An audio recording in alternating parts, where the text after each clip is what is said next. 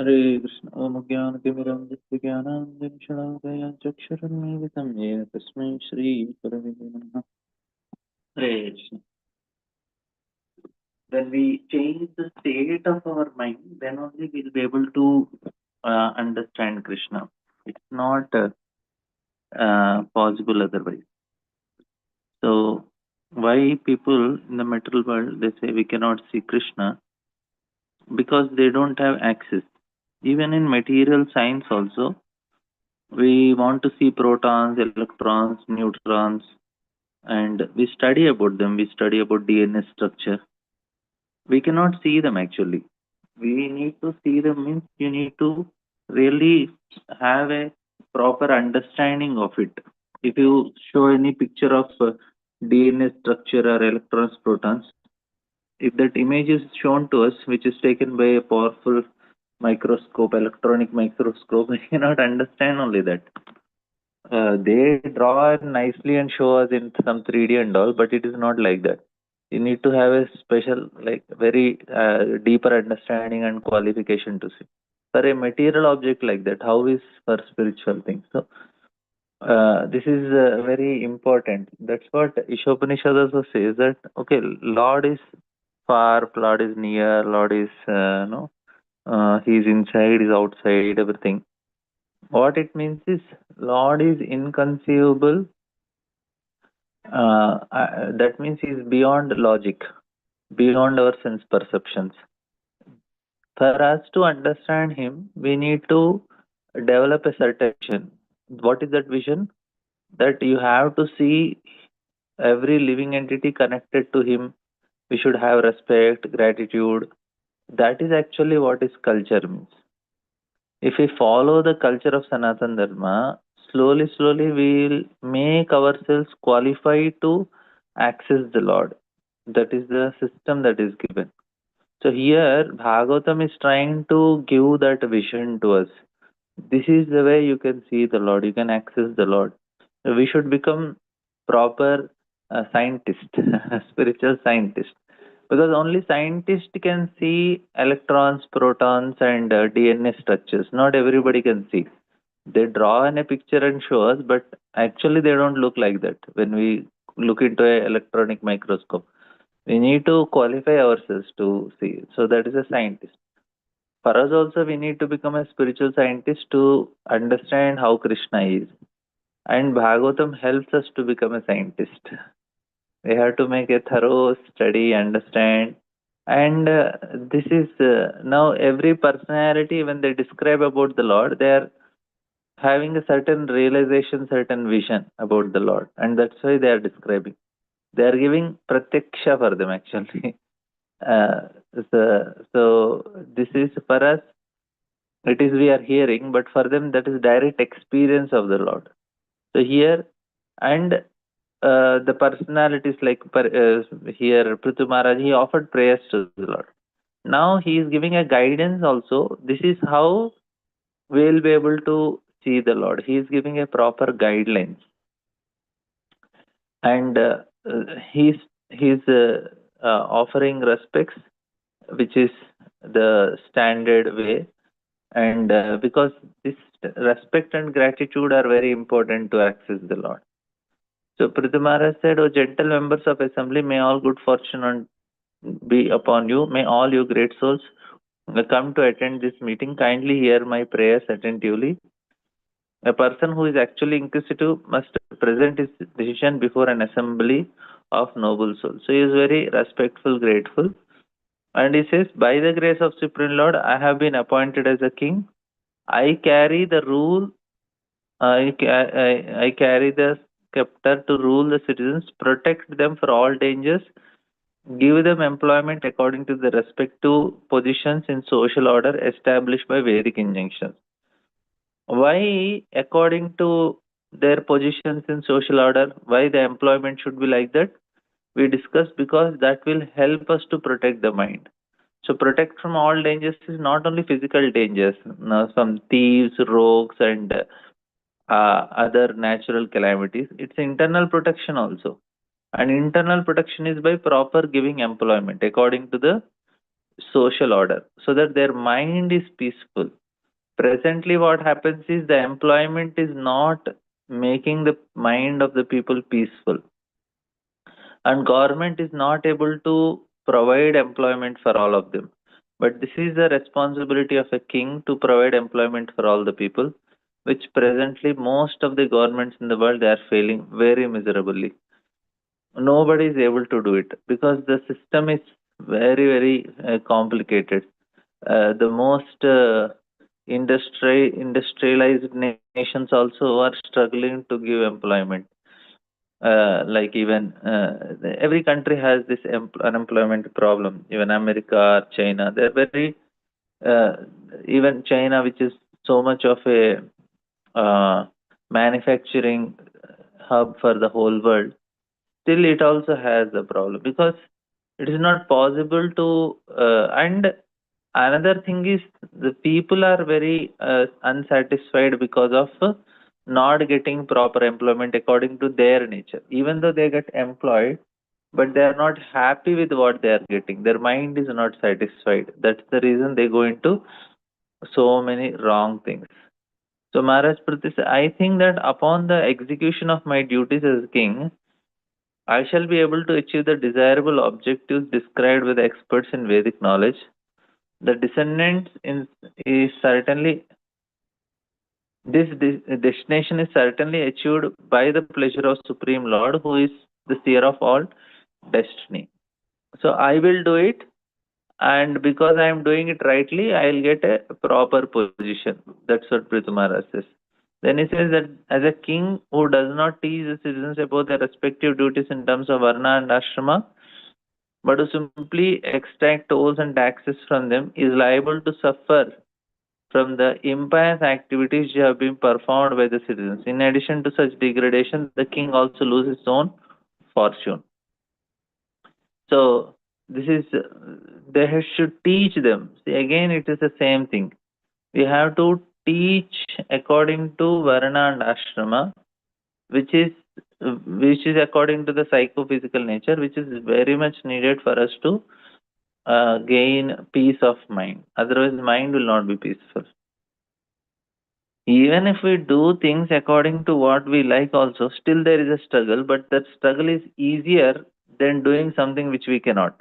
I give this example: if a husband is given to take care of a child, he will be very miserable. He cannot take care of the child. Why? Because it is not there according to psychophysical. One thing, he may do it forcefully, but woman also does. It is also difficult for women, but for woman she can handle it. Man cannot handle. Why? It is not matching the psychophysical nature. So action according to varnashrama is important. And when we like the activity, then to be detached from the results is little easier. And this is, if he does like that, then he can take taxes. If he does not, then he will become degraded. That's what Pithumara is telling. And this Pithumara is, therefore, my dear citizen, the welfare of your king after his death, you should execute your duties properly in terms of your position of Varna and Ashrama. Should always think of Supreme Lord within your heart. By doing so, you will protect your own interest and you will bestow mercy upon your king for his welfare after death. So he's telling, see, I will do what I have to do, and you also do the same. You also try to follow the rules so that I will be protected. Generally, there is envy who is above us, who are especially managing and trying to give. People generally become envious of them because they don't like rules. If everywhere there are rules, people who in the office or anywhere, if a boss is very strict and keeping rules, people become envious of him. Not only in the house also. Anywhere people are given rules and told to follow it, then they become quite upset. And they don't really feel good for the person who is above them. But Prithvi Maharaj, because he is doing it very non-enviously and trying to please all the citizens, they also love him. And that's the reason he is able to ask this. Okay, you do it so that I don't get degraded. And next verse is that I request all the pure-hearted demigods, forefathers, and saintly persons to support my proposal, for after death, the result of an action is equally shared by its doer, its director, and supporter. This is actually very important point.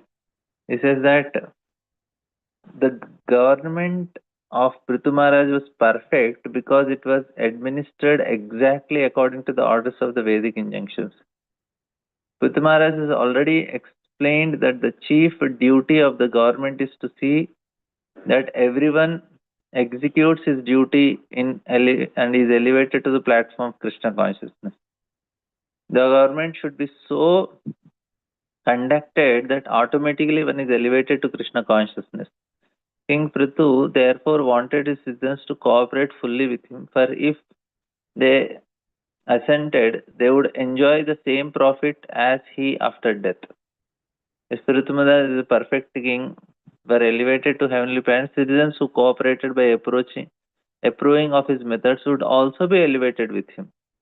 Since the Krishna conscious movement going on at the present moment is genuine, perfect, and authorized, and is followed in the footsteps of Prithu Maharaj, anyone who cooperates with this movement or accepts its principles will get the same results as the workers who are actually propagating Krishna consciousness. So, such a nice hope Prabhupada is giving.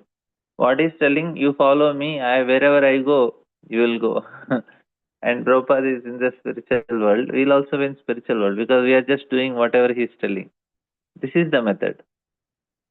So, of course, Prabhupada gave what is translation. Prabhupada is having some other point to say. Basically, he's telling that Pitamara is telling all these people that, see, you do whatever I am doing. Wherever I go, you will also go there. You cooperate with me. Prabhupada is telling, you just follow whatever I am telling. Wherever I went, you do the same thing which I am doing. Prabhupada did hearing, chanting, and reading Bhagavatam and of course preaching Bhagavatam. And he's saying, you also do the same thing. So what happened to me? I could remember Krishna and I went back home, back to God. You will also do, you'll also get the same destination. Such a simple. Now, instead of Prabhupada writing that you just follow me, Prabhupada is what he's writing. Krishna conscious movement going on at the present moment is genuine, perfect, and authorized, and is following in the footsteps of Puthu Maharaj. Anyone who cooperates with this movement or accepts his principles will get the same result. He's telling, I am going, you also come with me. And he's telling same results as the workers who are actively propagating Krishna consciousness. And who is that doing? Prabhupada only. He's telling, I am going back home, you also come with me. That is actually Guru. He is not going to do any magic. He is setting by an example and instructions. That's actually what Guru does. And he is doing the same thing, Prabhupada. He is practicing and setting an example. And then he is setting an example and he is giving instructions. This is what we should do. And that's what a Guru is supposed to. And that's how they help. And here we see that another thing in the translation, very interestingly, that I request all pure-hearted demigods, forefathers, and saintly persons to support my proposal, for after that the result of an action is equally shared by doer, its director, and its supporters. So he's telling that whoever is doing it, whoever is helping it to do, and whoever is supporting, they all get benefited. So, and this is, he's telling to the demigods, forefathers, you also support and help. So that you will also get benefited. And Prabhupada is telling it is applicable to the followers also. They will also get benefited if they do the same thing. That's what here Prabhupada is telling. We just have to do whatever he is doing. We'll also get benefited. This is a very important proposition. So after the death, the result of an action is equally shared by its doer, its director, and its supporter.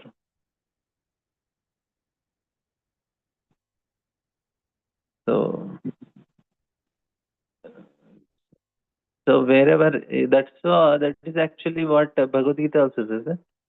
Yanti dev vrata devan pittum yanti pittavatam uthani yanti bhutedya man yanti madhyajujnopi mam. What is telling is same thing. If you are doing what the demigods want and what they are liking, what they are interested, then you will go to them.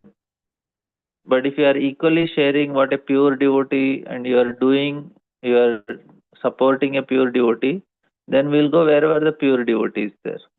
So simple that is. So our destination is, and if we are following a celebrity of this Kali Yuga, that time celebrities are Prithu Maharaj in Satyuga, but Kali Yuga celebrities are not so good. And what happens because we are following them and they are 100% destined to hell.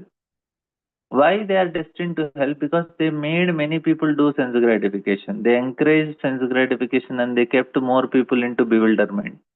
They get very bad reaction. Presently, it looks like they are enjoying and all, but they are ending up in hell because of them. Many people do sense gratification, especially who are in the entertainment industry. Even if somebody is in a sports and all, if they are doing advertisements which are wrong products, they will pay very big price. If a celebrity is advertising an alcohol and many people are purchasing because of seeing that ad, can you imagine how much karma that fellow will get? It's very bad thing for him because they are following him. So they will get the same destination. That fellow will go to hell and he's taking others also to hell only. So the doer, its director, and its supporters. Everybody share equal result of an action is equally shared. The movie directors, movie supporters, everybody is going to get the same destination. So how dangerous it is for them. They are thinking they are making so much money by giving this, by doing it, and they are very famous, and then they can speak so many things, but ultimately you are ending up in a troubling yourself. Presently, they are just reaping their good karma. Once that is exhausted, we cannot imagine how badly they will suffer. Everything is just a karma only, na exhaustion of karma, either good or bad. They are exhausting their good karma. Once the bad karma starts, then we cannot even imagine what species of life they will get also. Human species, very less likely they will get. They may get also, but they will get very bad state. So unless they really work hard to pay back all the reactions, they give some extraordinary charity and do some social welfare activities. They cannot minimize the sin they are doing. So giving entertainment to people was there in Vedic culture also. There was dance, there was music, there was drama, there was art. That was there in the previous ages also. But it used to be in mode of goodness. It does not make people uh, become agitated in a sensual way. There was the sensual way, but it was not in a very, no, very dangerous way. Presently, all these songs in the movies and all, they try to make a person more and more interested in sense gratification, which is the danger. So, my dear respectful ladies and gentlemen, according to the authoritative statements of Shastras, there must be supreme authority who is able to award the respective benefits of our present activities. Otherwise, why should there be persons who are unusually beautiful and powerful both in this life and in the life after death? So, this is the logic is telling. See, there is somebody who is governing. That is the reason there are things which are happening in this world. Otherwise, how it can happen? So we should be careful to know that somebody is deciding all these things. If somebody is deciding, then you should know that you have to please that person who is making the decision. Otherwise, he will really, is going to punish. Right. Similarly, here also same thing is telling. Prithumara's sole aim in ruling his kingdom was to raise the citizens to the standard of God consciousness. So this is the purpose for him. He himself is not interested, but he thought, okay, I can help so many living entities to raise to. Since there was a great assembly in the arena of sacrifice, there was different type of men, and but he was especially interested in speaking to those who are not atheists. So he's even the atheists are also present, but he is interested in speaking those who are interested.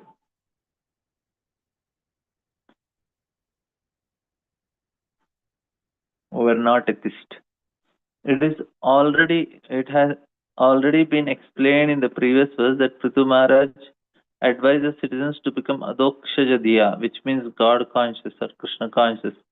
And this verse he especially specifically presents the authority of Shastras, even though his father was the number one atheist who did not obey to the injunctions of the uh, mentioned in the Vedic Shastras, who practically stopped all sacrificial performances and who so disgusted the Brahmanas that they not only dethroned him but cursed and killed him. Atheistic men do not believe in existence of God, and thus they understand everything which is happening in our daily affairs to be uh, due to physical arrangement and chance. So they don't accept the higher authority. This is a physical arrangement. Atheists believe in the atheistic Sankhya philosophy of combination of Prakriti and Purusha. They believe only in matter and hold that matter under certain conditions of amalgamation gives rise to living force. So matter just combines for some time and suddenly life appears, which then appears as Purusha, the enjoyer. Then by a combination of matter of living entities, many varieties of material manifestations come into existence. Nor do atheists believe in the injunctions of the Vedas. According to them, all the Vedic injunctions are simply theories that have no practical application left. This is what they believe. Taking all this into consideration, Vidmara suggests that the atheistic men will solidly reject the views of the uh, theistic men will solidly reject the views of atheists on the ground that there cannot be many varieties of existence without the plan of superior intelligence. One important point is that atheists very vaguely explain that their variety of existence occurs simply by chance. But the theists who believe in the injunction of Vedas must reach all their conclusions under the directions of the Vedas. So here point is that anything that has a proper shape and then proper form and then some functions are very nicely done, that means it has a purpose. This creation also has a purpose because everything is very organized here. Vishnu Puran, it is said that the entire Varnashram Institute is meant to satisfy Supreme Lord. At present moment, although the so-called Brahmana, Kshatriya, Vaishya, Shudras have lost their original culture, they claim to be Brahmana, Kshatriya, Vaishya and Shudra.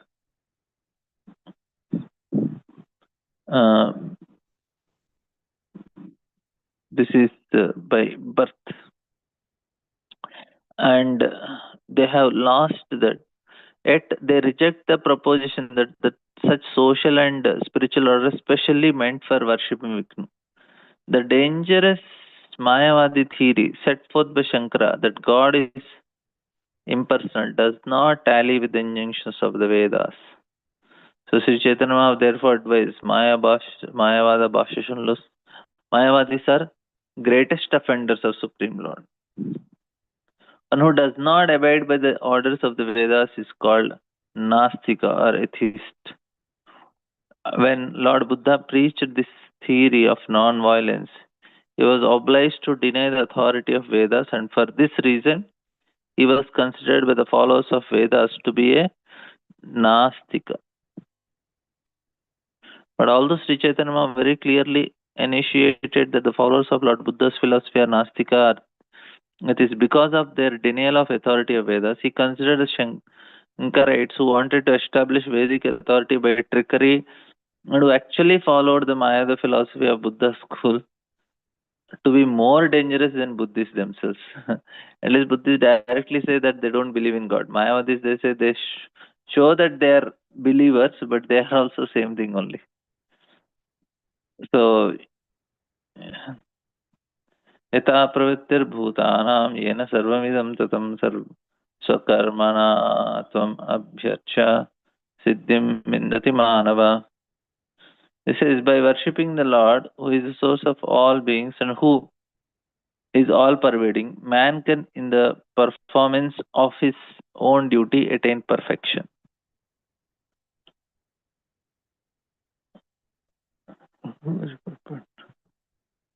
Okay, we will continue this, but it is very huge. It's already time.